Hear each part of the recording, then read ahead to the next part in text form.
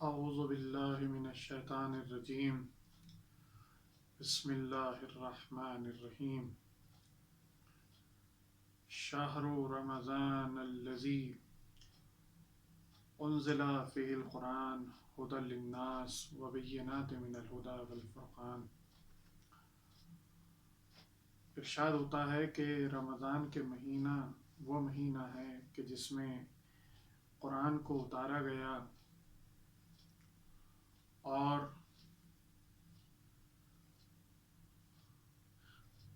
اس کو لوگوں کے لیے ہدایت قرار دیا گیا،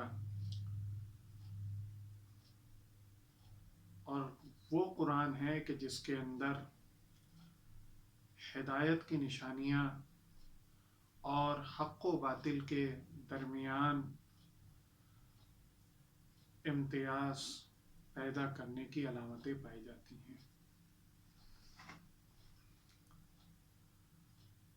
رمضان کا مہینہ وہ مہینہ ہے کہ اگر کوئی شخص اس ماہ میں خدا کی بارگاہ میں بندہ عاجز کی طرح پرخلوص ہو کر خدا کی بارگاہ میں اگر اپنے ہاتھوں کو بلند کر کر اپنے گناہوں کی توبہ کرے، استغفار کرے، تو جہاں تک کہ روایت میں ہے کہ یہ وہ مہینہ ہے کہ جس ماہ میں انسان کے بڑے سے بڑے 40 سال پرانے گناہ بھی بخش دیے جاتے ہیں، تو خدا اتنا کریم ہے، اتنا رحیم ہے، اتنا غفور ہے کہ وہ اپنے بندے کی توبہ کو قبول کرے گا اور اس کے گناہوں کو معاف کر دے گا۔ رمضان کا مہینہ بہت ہی برکت کا مہینہ ہے، رمضان کا مہینہ بہت ہی عظمتوں کا مہینہ ہے۔ یعنی یوں کہا جائے کہ جیسا کہ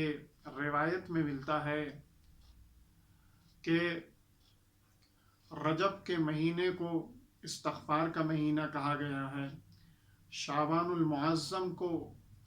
رسول کا مہینہ کہا گیا ہے، خوشیوں کا مہینہ کہا گیا ہے، اور رمضان المبارک کو اللہ نے اپنا مہینہ کہا ہے۔ یعنی اس ماہ میں خدا کے تمام بندے ایک مہینے کے لیے اس کے مہمان ہوتے ہیں۔ اب جو مہمان جس کیٹیگری کا ہوتا ہے پروردگار کی بارگاہ میں سفرہ ضیافت پر، اسی طرح سے وہ فیضیاب ہوتا رہتا ہے۔ لیکن جو شخص عاصی ہے، گناہ گار ہے، جو شخص پوری زندگی مبتلا گناہ رہا، اس کے لیے پروردگار نے توبہ کا دسترخوان بچھایا ہے اور کہا ہے کہ اے میرے بندے، کوئی بات نہیں، وہ تیری نادانی تھی، تو اپنے بارگاہ میں پروردگار کی اور توبہ کے لیے ہاتھ اٹھا، پروردگار ضرور بھی ضرور تیری توبہ کو قبول کرے گا۔ میرے دوستوں اور میرے عزیزوں، یہ جو روزہ رکھنے کا حکم دیا گیا ہے، تو روزہ صرف یہ نہیں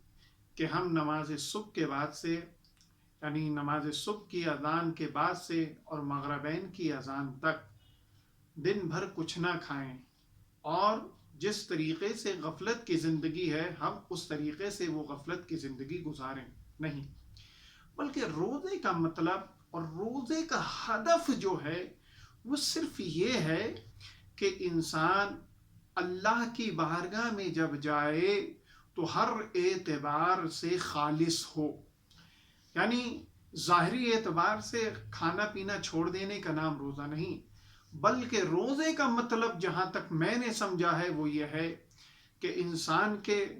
کانوں کو بھی برائیوں سے پاک ہونا چاہیے،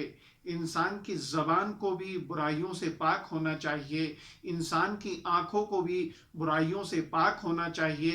انسان کے پورے جسم کو برائیوں سے پاک ہونا چاہیے۔ تب روزے کا مطلب اور ہدف واضح ہوتا ہے۔ اور روزہ کیوں رکھنے کا حکم دیا گیا؟ رسول اسلام ارشاد فرماتے ہیں کہ روزہ مومن کو جہنم سے بچانے کی ڈھال ہے۔ ڈھال यानी सेफ रहना,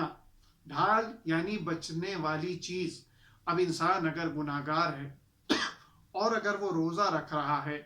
तो जब उसने रोजा रखा, अभी तक वो आंखों से भी गुनाह कर रहा था, अभी तक वो कानों से भी गुनाह कर रहा था, अभी तक वो जबान से भी गुनाह कर रहा था, अभी तक वो फिक्री एतबार से भी गुनाहों में मुलब्बिस था, अभी तक वो दिल के एतबार से, ज़मीर के एतबार से भी गुनाहों में मुलब्बिस था, अभी तक वो हाथों के एतबार से भी गुनाहों में मुलब्बिस था, अभी तक वो कदमों के एतबार से भी गुनाहों में मुलब्बिस था। यानी उसके जिस्म का अक्सर हिस्सा गुनाहों में मुलब्बिस था। जैसे ही उसने रोज़ा रखा, अब आंखों के गुनाहों से दूर होता नजर आ रहा है, कानों के गुनाहों से दूर होता नजर आ रहा है, हाथों के गुनाहों से दूर होता नजर आ रहा है, जहनी गुनाहों से दूर होता नजर आ रहा है, कल्बी गुनाहों से दूर होता नजर आ रहा है। यानी मालूम हुआ रोज़ा रखा तो अब तमाम गुनाहों से बचने का सबब बना। अभी तक वो जहन्नम की तरफ जा रहा था, अब वो जन्नत की तरफ आ रहा है। इसीलिए रसूल ने इरशाद फरमाया है कि रोज़ा इंसान के लिए जहन्नम से बचने की ढाल है। तो मेरे दोस्तों और मेरे अजीज़ों, ये मुख्तसर से फ़ज़ाइल थे, मुक़द्दिमाती गुफ्तगू थी कि जिसको मैं आप तमाम हज़रात की खिदमत में पेश करने का शरफ़ हासिल कर रहा था।